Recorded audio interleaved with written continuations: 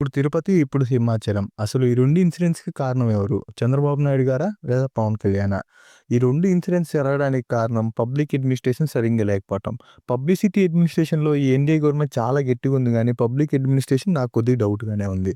అసలు ఈ 2 ఇన్సిడెంట్స్ జరగడానికి కారణాలేంటి? అనే దాని గురించి ఈ వీడియోలో తెలుసుకుందాం రండి. ఎన్‌డీఏ గవర్నమెంట్ ఏపీలో ఫార్మ్ అయ్యి నియర్లీ 1 ఇయర్ దగ్గర పడబోతుందండి. ఈ 1 ఇయర్‌లోనే 2 మేజర్ టెంపుల్స్ అయిన తిరుపతి అండ్ అలాగే సింహాచలంలో 2 డిసాస్టర్స్ చూసామండి.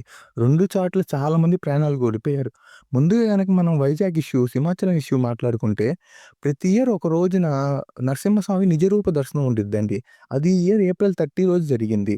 అయితే ఏప్రిల్ 29థ్ మధ్యాహ్నం దాకా హోమ్ మినిస్టర్ వనిత గారు మేమంతా సూపర్వైజ్ చేశాము. ఆఫీసర్స్ అందరూ సూపర్వైజ్ చేశారు.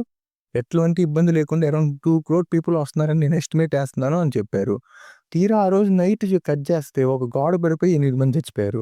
దీనికి కారణం ఏంటని తెలుసుకుంటే ఏమైందంటే అండి, ఈ 300,000 రూపీస్ టికెట్స్ ఆన్‌లైన్‌లో అమ్మటం వల్ల ఈ కొండ కింద నుంచే కింద నుంచే క్యూ లైన్ ఫార్మ్ చేసుకొని పైకి పంపిస్తున్నారు.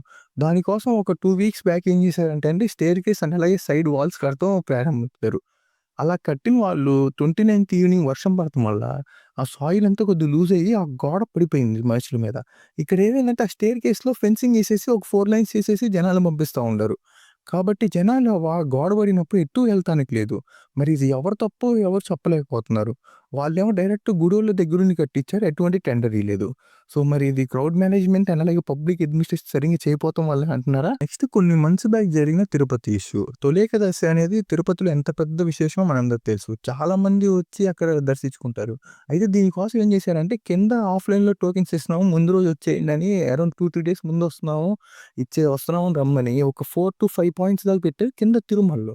అట్లానే పద్మావతి పార్క్ అనే ఏరియాలో టికెట్స్ టోకెన్ పెట్టేసి ఏం చేశారంటే, దాని ఎదురుగా ఉన్న ఇంకో పార్క్‌లోకి జనాలందరిని మార్నింగే వచ్చినోళ్ళని అందరిని పంపించేసి లాకేసేశారు. సడెన్‌గా ఒక డోర్ తీసేసి ఎదురు టికెట్లు ఇస్తున్నారు ఎళ్ళిపోండి అన్నప్పుడు, దీంట్లో ఉన్న అరౌండ్ ఒక 20,000 మెంబర్స్, 30,000 మెంబర్సో ఎస్టిమేట్ నంబర్స్ కరెక్ట్ కాదు గానీ, ఒకేసారి ఒక చిన్న గేట్‌లో నుంచి టికెట్లు తీసుకోవాలంటే పొద్దున్నుంచి వెయిట్ చేసి ఆ స్వామి దర్శనం చేసుకోవాలి తొలి ఏకాదశి రోజని.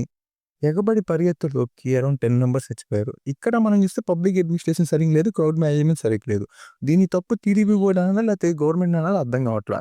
సో, ఫైనల్‌గా నేననేదేంటంటే, ఈ ఎన్‌డీఏ గవర్నమెంట్ పబ్లిక్ అడ్మినిస్ట్రేషన్ మీద కొద్దిగా జాగ్రత్తగా పెట్టి పబ్లిసిటీ కన్నా చేసుంటే బాగుండేదని నేను కోరుకుంటున్నా. ఎందుకంటే ఫ్యూచర్‌లో పుష్కరాలు రాబోతున్నాయండి. గోదావరి అండ్ అలాగే కృష్ణా పుష్కరాలు రాబోతున్నట్లుంది. అండ్ చాలా పెద్ద ఫెస్టివల్స్ రాబోతున్నాయి.